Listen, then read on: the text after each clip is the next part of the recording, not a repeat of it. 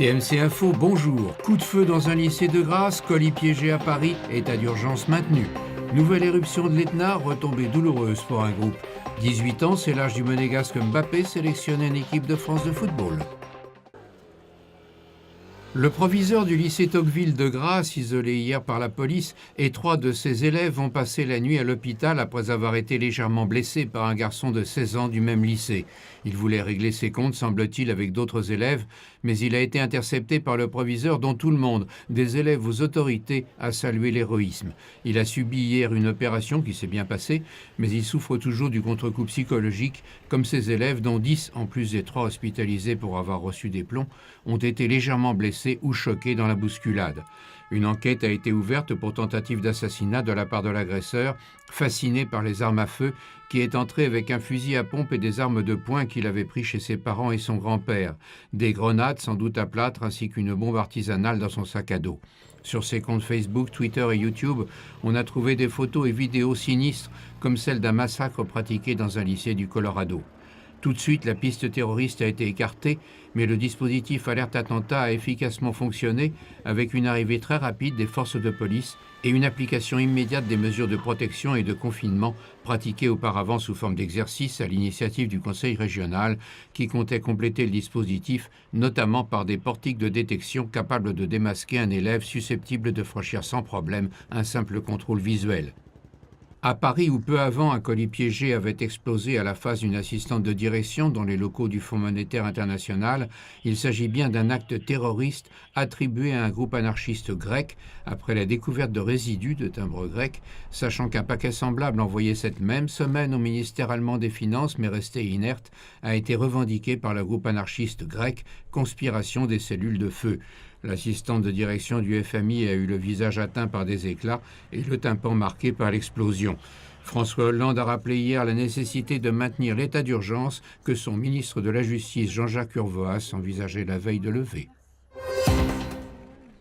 C'est un programme épaissi par ceux de ses partenaires, présents pour certains à ses côtés hier, que Benoît Hamon a présenté à Paris. Contre les intérêts particuliers présents selon lui dans la campagne, il veut obliger tous les candidats aux élections à donner la liste de leurs grands donateurs. Il veut l'école obligatoire à 3 ans et possible dès 2 ans. Une taxe sur les super-profits des banques, une priorité au Made in France, 50% d'énergie renouvelable en 2025, sans oublier son revenu universel d'existence, mais progressif. Benoît Hamon ne trouve pas grâce davantage que ses principaux concurrents aux yeux de Nathalie Arthaud, la candidate de lutte ouvrière pour qui départager Fillon, Hamon, Le Pen ou Macron, c'est se tirer une balle dans le pied. Aucun à ses yeux ne défend vraiment la classe ouvrière et ne s'oppose au patronat. Même combat donc contre ceux qui pour elle représentent tous le camp adverse.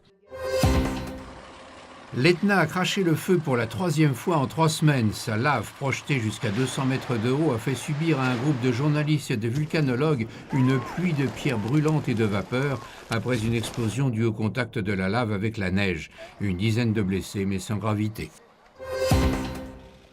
Le monégasque Kylian Mbappé est le plus jeune des sélectionnés hier pour l'équipe de France de football à 18 ans.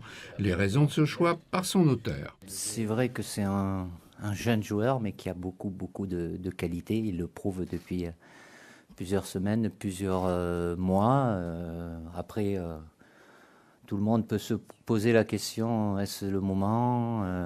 J'avais envie de le voir avec le groupe par rapport à ce qu'il fait, avec un profil d'attaquant et des qualités spécifiques et jeune. Mais bon, la qualité, le talent n'a pas d'âge. Ils sont 4 jeunes sélectionnés, de 18 donc à 24 ans, les 3 autres étant l'autre monégasque Benjamin Mendy, le Marseillais Florian Thauvin et le Lyonnais Corentin Tolisso. La 3e verticale de la Tour Eiffel a mis à l'épreuve de ses 1665 marches 40 coureurs en escalier. C'est une spécialité. Sur 128 participants, jusqu'à 279 mètres de hauteur. Le Polonais Lobodzinski, numéro 1 mondial, a mis pour cela 7 minutes 54 secondes. La numéro 1 mondiale, l'Australienne Susie Walsham, a amélioré de 14 secondes son temps de l'an dernier en 9 minutes 34. La grenouille verte, on connaît, phosphorescente, c'est une découverte qui vient d'être faite en Argentine. Timbo est un rhinocéros né le 7 mars aux eaux d'Amnéville en Moselle, petit mais costaud, il pèse déjà 80 kilos, mais se sent encore trop faible pour se passer de maman.